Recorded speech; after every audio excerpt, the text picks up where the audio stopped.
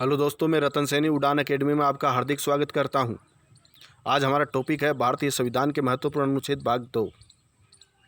इससे पहले वीडियो में हमने अनुच्छेद 117 तक वर्णन किया था। आज हम अनुच्छेद 123 से आगे के अनुच्छेदों की बात करेंगे। अनुच्छेद 123 में संसद के विश्रांति काल में अध्यादेश जारी करने की राष्ट्रपति की शक्ति का वर्णन किया गया है। अर्थात अनुच्छेद 123 में राष्ट्रपति को अध्यादेश जारी करने की शक्ति प्राप्त है। अनुच्छेद 124 में उच्चतम न्यायालय की स्थापना और गठन का प्रावधान किया गया है। अनुच्छेद 124 के तहत ही न्यायाधीशों की नियुक्ति और उनको पद से हटाया भी जा सकता है।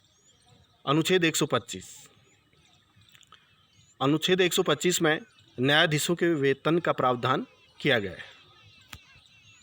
इससे आगे अनुच्छेद 126 के तहत राष्ट्रपति एक कार्यकारी मुख्य न्यायाधीश की नियुक्ति कर सकता है। अर्थात कार्यकारी न्यायाधीश की नियुक्ति का प्रावधान संविधान के अनुच्छेद 126 में किया गया है। अनुच्छेद 127 के तहत भारत का राष्ट्रपति मुख्य न्यायाधीश के परामर्श से तदर्थ न्यायाधीशों की नियुक्ति कर सकता है। अनुच्छेद 129 संविधान के अनुच्छेद 129 में उच्चतम न्यायालय के अभिलेखीय क्षेत्राधिकार का वर्णन किया गया है। अभिलेखीय क्षेत्राधिकार से अभिप्राय है कि उच्चतम न्यायालय के निर्णयों को लेखबद्ध करना। इन निर्णयों के आधार पर ही भविष्य में निर्णय किए जा सकें, इसके लिए इन निर्णयों को लेखबद्ध कर दिया जाता है। तो इस प्रकार संविधान के अनुच्छेद 129 में उच्चतम न्यायालय के अभिलेखीय क्षेत्राधिकार का वर्णन किया गया है। अनुच्छेद 131 संविधान के अनुच्छेद 131 में उच्चतम न्यायालय का प्रारंभिक क्षेत्राधिकार आता है। उच्चतम न्यायालय के प्रारंभिक क्षेत्राधिकार में दो या दो से अधिक राज्यों के बीच विवाद, राज्यों या संघ सरकार के बीच विवाद आते हैं। राज्यों और संघ सरकार से संबंधित वादों और विवादों की सुनवाई सर्वोच्च न्यायालय के द्वारा प्रारंभिक क्षेत्राधिकार के अंतर्गत की जाती है। अगला अनुच्छेद 132। इस अनुच्छेद में उच्चतम न्यायालय का अपीलीय क्षेत्राधिकार आता है। उच्चतम न्यायालय में दीवानी और फौजदारी मामलों से संबंधित अपील की जा सकती है। अपीलीय क्षेत्राधिकार में दो विषय आते हैं, दीवानी और फौजदारी। तो अपील का अधिकार संविधान के अनुच्छेद 132 के तहत प्रदान किया गया है। अनुच्छेद 137 में उच्चतम न्यायालय को न्यायिक पुनर्विलोकन का अधिकार प्रदान किया गया है, जिसके तहत उच्चतम न्यायालय अपने द्वारा दिए गए निर्णय पर पुनर्विचार कर सकता है। अनुच्छेद 143 संविधान के अनुच्छेद 143 में सर्वोच्च न्यायालय को परामर्शदात्री क्षेत्राधिकार प्राप्त है। अर्थात अनुच्छेद 143 में सर्वोच्च न्यायालय के परामर्शदात्री क्षेत्राधिकार का वर्णन किया गया है। अर्थात राष्ट्रपति के द्वारा परामर्श मांगने पर सर्वोच्च न्यायालय परामर्श दे सकता है, लेकिन यह परामर्श मानने के लिए भारत का राष्ट्रपति बाध्य नहीं है और न ही उच्चतम न्यायालय के न्यायाधीश या उच्चतम न्यायालय परामर्श देने के लिए बाध्य है। इससे अगला अनुच्छेद है 144।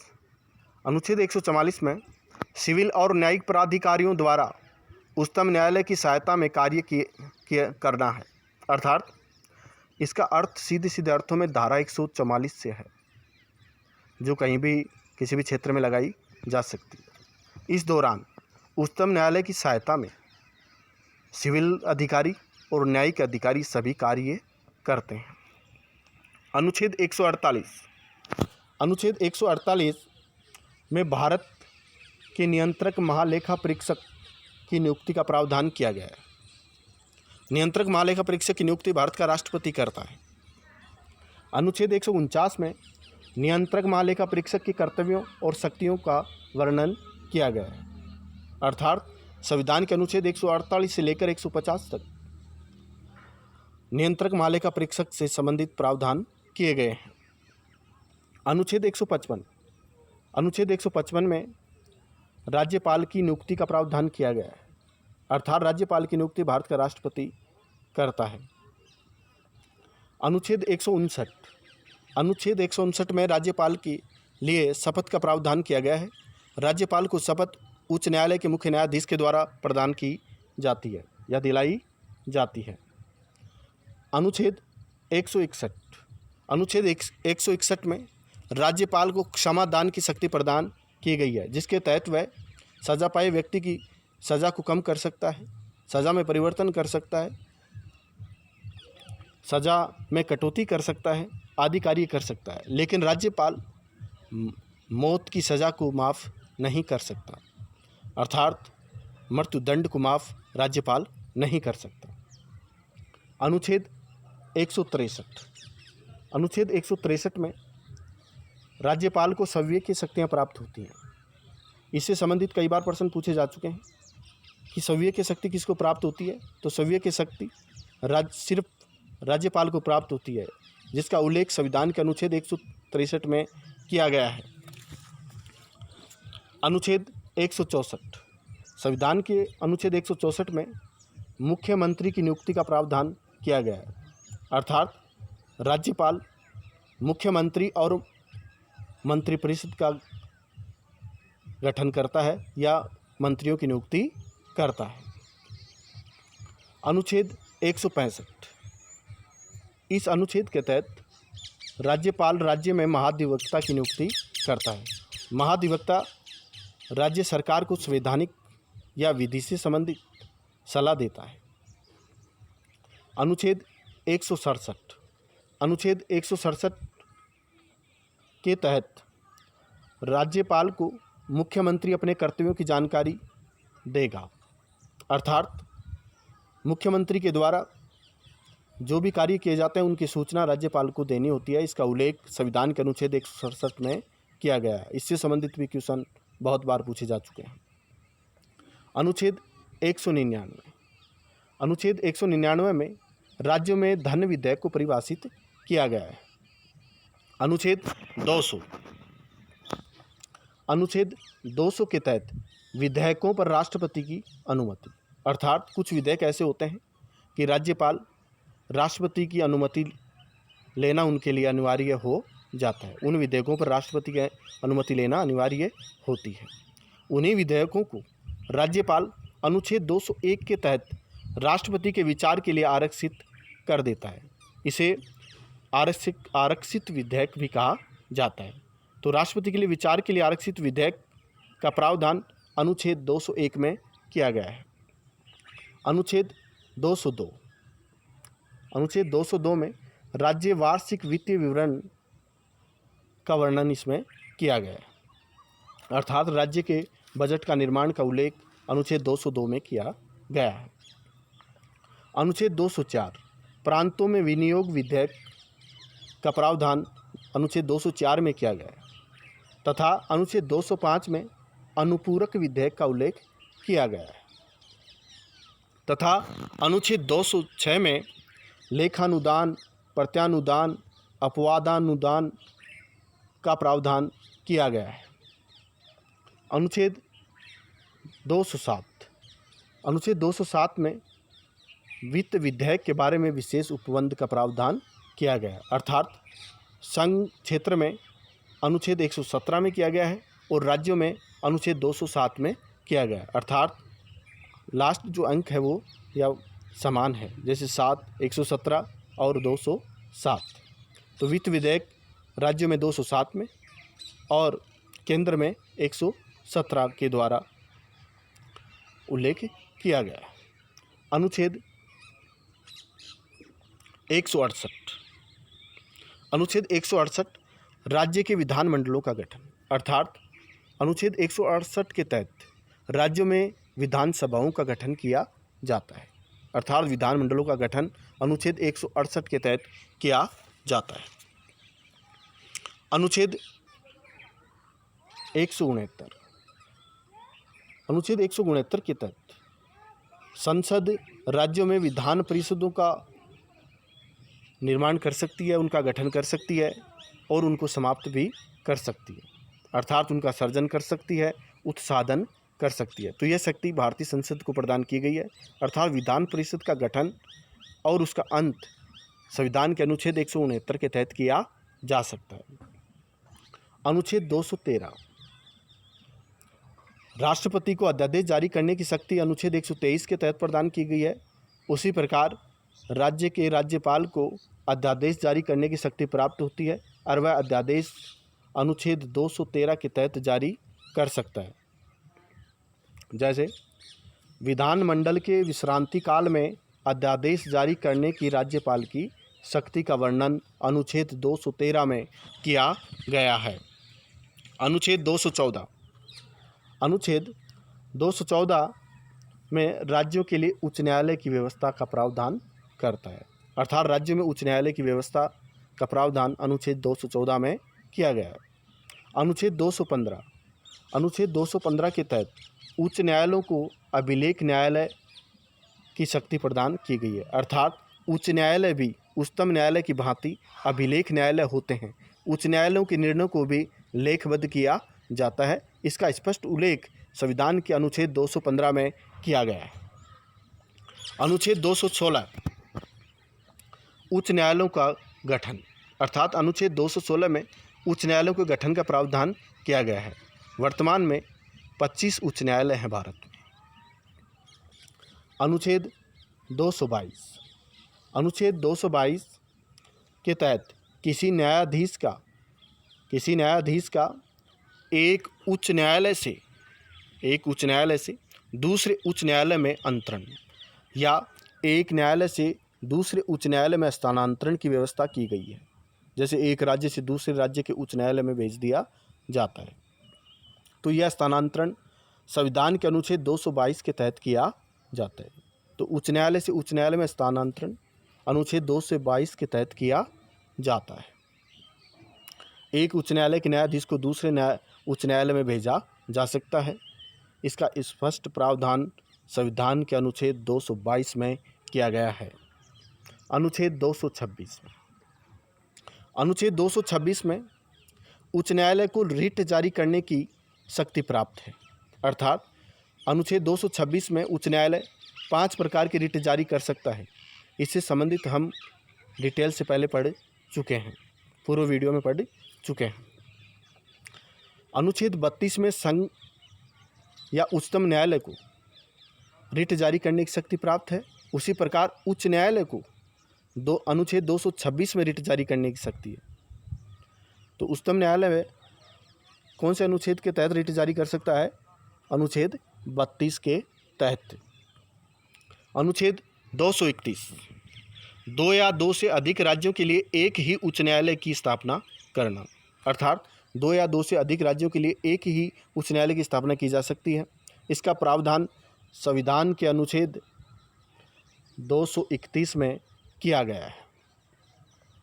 अनुच्छेद 233 के तहत जिला न्यायाधीशों की नियुक्ति का प्रावधान किया गया है, अर्थात जिलों में भी न्यायाधीशों की नियुक्ति की जाती है। इसका प्रावधान संविधान के अनुच्छेद 233 में किया गया है। अनुच्छेद 235 में अधीनस्थ न्यायालयों पर नियंत्रण की व्यवस्था की गई है, अर्थात उच्च न्यायालय की अधीनस्थ जो जिला न्यायालय हैं उन पर नियंत्रण पाया जाता है। अनुच्छेद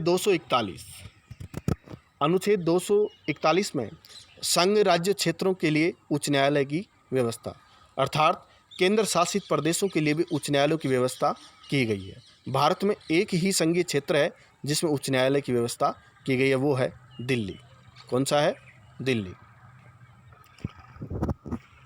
अनुच्छेद 243 में स्थानीय स्वशासन की व्यवस्था की गई है। जैसे 243 कै से 243 तक पंचायती राज का उल्लेख किया गया है तथा अनुच्छेद 243 तय से अनुच्छेद 243 यह 6 तक नगर पालिका से संबंधित प्रावधान किए गए हैं। इसका डिटेल में हम अध्ययन पंचायती राज के प्रावधान के तहत करेंगे। अगला अनुच्छेद है 245। अनुच्छेद 245 में संसद द्वारा और राज्यों के विधानमंडलों द्वारा बनाई गई विधियों का विस्तार किया गया है। अर्थात संसद और राज्य विधानमंडलों द्वारा बनाई गई विधियों का विस्तार संविधान के अनुच्छेद 245 के तहत विस्तार किया जा सकता है।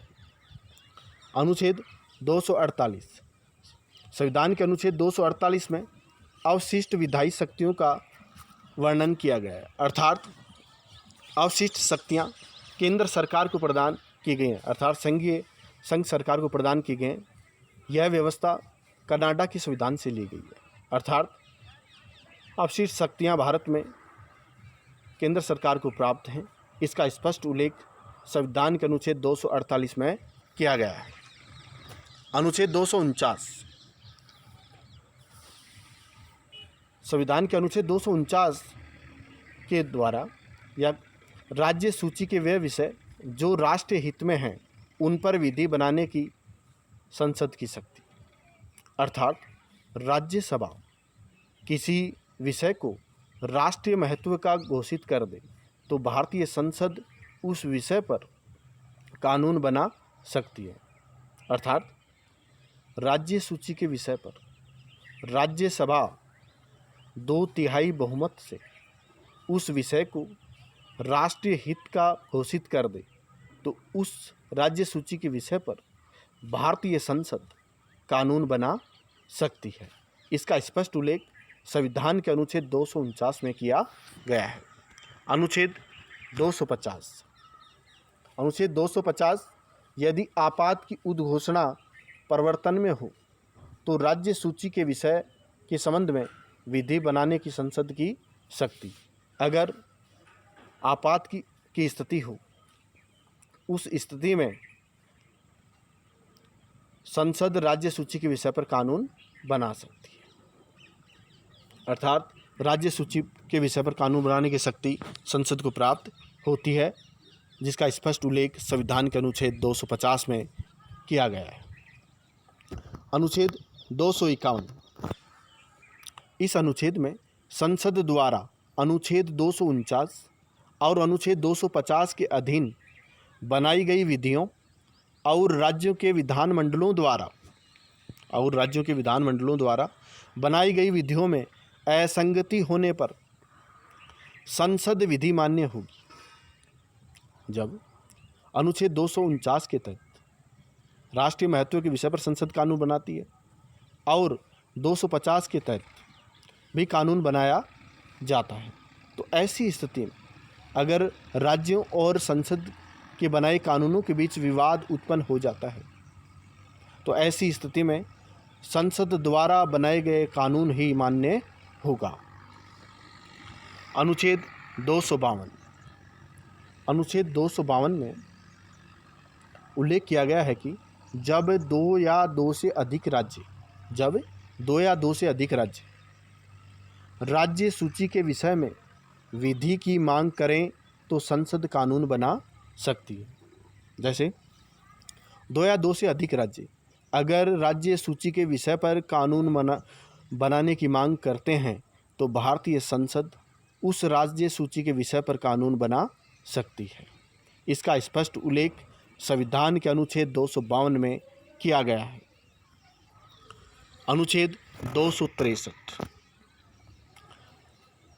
263 में अंतर्राज्यीय परिषद के संबंध में उपबंध है, अर्थात अंतर्राज्यीय परिषद का गठन किया जा सकता है। इसका स्पष्ट उल्लेख संविधान के अनुच्छेद 263 में किया गया है। सर्वप्रथम अंतर्राज्यीय परिषद का गठन 1990 में किया गया था। अनुच्छेद 266 में संचित निधि का प्रावधान है, अर्थात भारत की संचित निधि का उल्लेख है। सार्वजनिक धन संचित निधि में ही निहित होता है। संसद की अनुमति के बिना संचित निधि में से 1 रुपया भी निकाला नहीं जा सकता। तो संचित निधि का उल्लेख भारतीय संविधान के अनुच्छेद 266 में किया गया है। इससे संबंधित क्वेश्चन भी बहुत बार पूछा जा सकता है। संचित निधि पर किसका नियंत्रण होता है? संसद का। अर्थात संसद की अनुमति के बिना 1 रुपया भी संचित निधि से निकाला नहीं जा सकता। इससे अगली है अनुच्छेद 267 अर्थात आकस्मिकता निधि। आकस्मिक निधि पर राष्ट्रपति का नियंत्रण होता है। आकस्मिक निधि पर राष्ट्रपति का नियंत्रण होता है और राष्ट्रपति की अनुमति से ही यह राशि या धन जारी किया जा सकता है। तो आकस्मिक निधि पर किसका नियंत्रण होता है? राष्ट्रपति का। अगला अनुच्छेद है अनुच्छेद 280। अनुच्छेद 280 के तहत वित्त आयोग का गठन किया जाता है। अर्थात केंद्र और राज्यों में वित्त के बंटवारे के लिए वित्त आयोग का गठन किया जाता है। इससे संबंधित भी क्वेश्चन एसएससी, रेलवे व अन्य राज्य स्तरीय एग्जामों में क्वेश्चन पूछे जाते हैं। तो वित्त आयोग का गठन कौन से अनुच्छेद में किया जाता है? 280 में। अनुच्छेद 293। अनुच्छेद 293 में राज्यों द्वारा उधार लेना या ऋण प्राप्त करने का वर्णन है। अगर राज्य केंद्र सरकार से उधार लेता है तो इसका स्पष्ट उल्लेख संविधान के अनुच्छेद 293 में किया गया है। अनुच्छेद 300 क। अनुच्छेद 300 क में संपत्ति के वैधानिक अधिकार का उल्लेख किया गया है। संपत्ति का वैधानिक अधिकार पहले जब मूल अधिकार था तो उसका उल्लेख संविधान के अनुच्छेद 31 में वर्णन किया हुआ था, लेकिन जब इसको वैधानिक अधिकार बना दिया गया तो इसको अनुच्छेद 300 क में स्थापित कर दिया गया। इसमें उल्लेख किया गया है कि विधि के प्राधिकार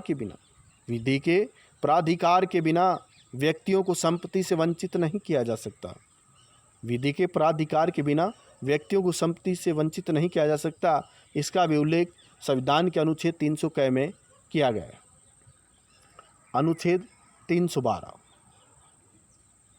संविधान के अनुच्छेद 312 में राज्यसभा अखिल भारतीय सेवाओं का गठन कर सकती है। अर्थात संविधान के अनुच्छेद 312 के द्वारा राज्यसभा को यह शक्ति दी गई है कि वह अखिल भारतीय सेवाओं का गठन कर सकती है। अनुच्छेद 315।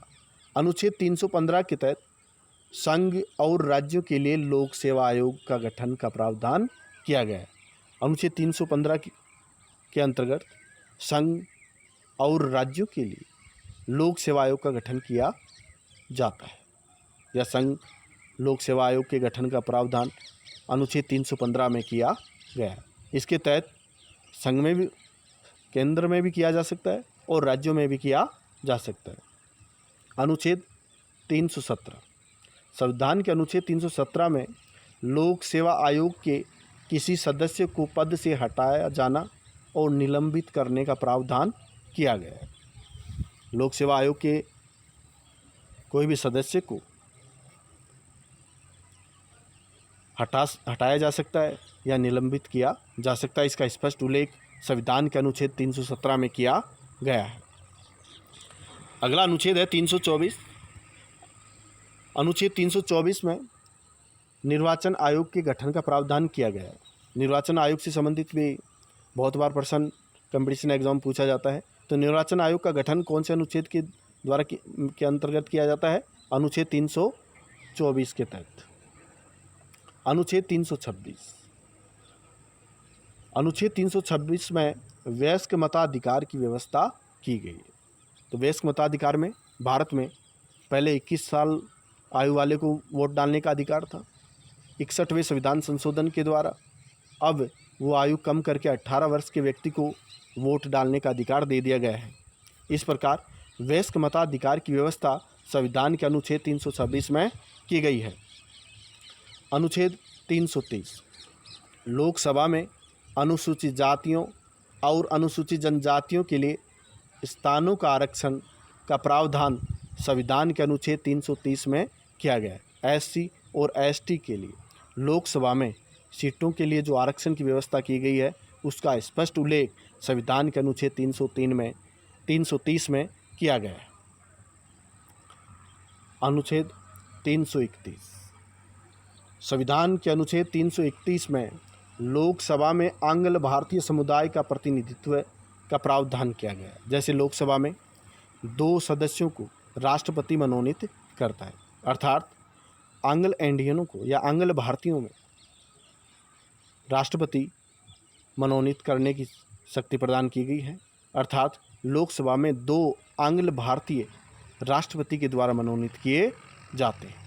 इसका स्पष्ट उल्लेख संविधान के अनुच्छेद 331 में किया गया है। संविधान के अनुच्छेद 333 में राज्यों के विधानसभाओं में आंग्ल भारतीय समुदाय का प्रतिनिधित्व का वर्णन किया गया है, अर्थात राज्यों की विधानसभाओं में राज्यपाल एक आंग्ल भारतीय को मनोनीत कर सकता है, अर्थात प्रत्येक राज्यों में एक जहाँ भी इनकी आबादी है आंग्ल भारतीयों की, वहाँ एक आंग्ल भारतीय को राज्यपाल मनोनीत कर सकता है। जैसे राजस्थान में नहीं कर सकता, क्योंकि आंग्ल भारतीय के लिए जगह राजस्थान में नहीं है। अनुच्छेद 335। अनुच्छेद 335 में सेवाओं और पदों के लिए SC और ST के लिए आरक्षण का प्रावधान किया गया है। जैसे सरकारी नौकरियों में लिए सरकारी पदों के लिए SC और ST के लिए आरक्षण का प्रावधान संविधान के अनुच्छेद 335 में किया गया है। इससे संबंधित भी कई बार क्वेश्चन पूछा जा चुका है। अनुच्छेद 341। संविधान के अनुच्छेद 341 में अनुसूचित जातियों का वर्णन किया गया है कि अनुसूचित जातियां कौन कौन सी हैं, उनका स्पष्ट उल्लेख संविधान में किया गया है। अनुच्छेद 342। अनुच्छेद 342 में अनुसूचित जनजातियों का उल्लेख संविधान में किया गया है कि अनुसूचित जनजातियां कौन कौन सी हैं। अनुच्छेद 343। अनुच्छेद 343 में संघ की राजभाषा का उल्लेख किया गया है। जैसे भारत में संघ की राजभाषा हिंदी है, तो इसका स्पष्ट उल्लेख अनुच्छेद 343 में किया गया है। अनुच्छेद 350 क। अनुच्छेद 350 क में प्राथमिक स्तर पर मातृभाषा में शिक्षा की सुविधा, अर्थात प्राथमिक स्तर की जो शिक्षा है वो मातृभाषा में दी जानी चाहिए, इसका स्पष्ट उल्लेख संविधान के अनुच्छेद 350 क में किया गया है। अनुच्छेद 351। अनुच्छेद 351 में हिंदी भाषा के विकास के लिए निर्देश दिया गया है, अर्थात भारत में हिंदी भाषा का विकास हो या विकास के लिए कार्य किया जाए, इसका साफ निर्देश संविधान के अनुच्छेद 351 में दिया गया है। अनुच्छेद 352। अनुच्छेद 352 में आपात की उद्घोषणा से संबंधित प्रावधान किया गया है। राष्ट्रपति राष्ट्रीय आपात लगा सकता है, जैसे बाहरी आक्रमण, देश के अंदर शस्त्र विद्रोह या अन्य कोई आपात स्थिति में यह आपात लगाया जाता है। जैसे प्राकृतिक आपदा आ जाने पर भी इसकी घोषणा की जा सकती है। तो भारत का राष्ट्रपति मंत्रिपरिषद की लिखित सलाह पर ही राष्ट्रीय आपात की उद्घोषणा करता है। इसका स्पष्ट उल्लेख अनुच्छेद 352 में किया गया है। अनुच्छेद 355।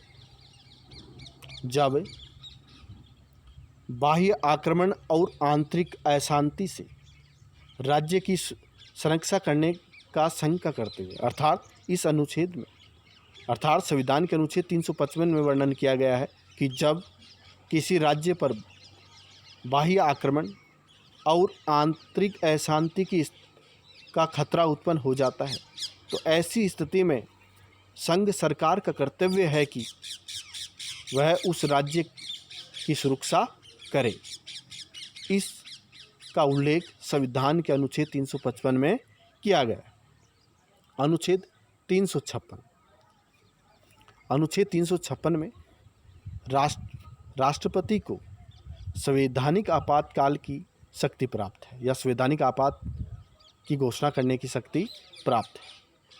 इस स्थिति में राज्यों में संवैधानिक तंत्र के विफल हो जाने की दशा में राष्ट्रपति संवैधानिक आपात की घोषणा कर सकता है। इसे राष्ट्रपति शासन भी कहा जाता है। जैसे राजस्थान में 4 बार राष्ट्रपति शासन लगा था। तो राष्ट्रपति शासन कौन से अनुच्छेद के तहत लगाया जा सकता है? अनुच्छेद 356 के तहत।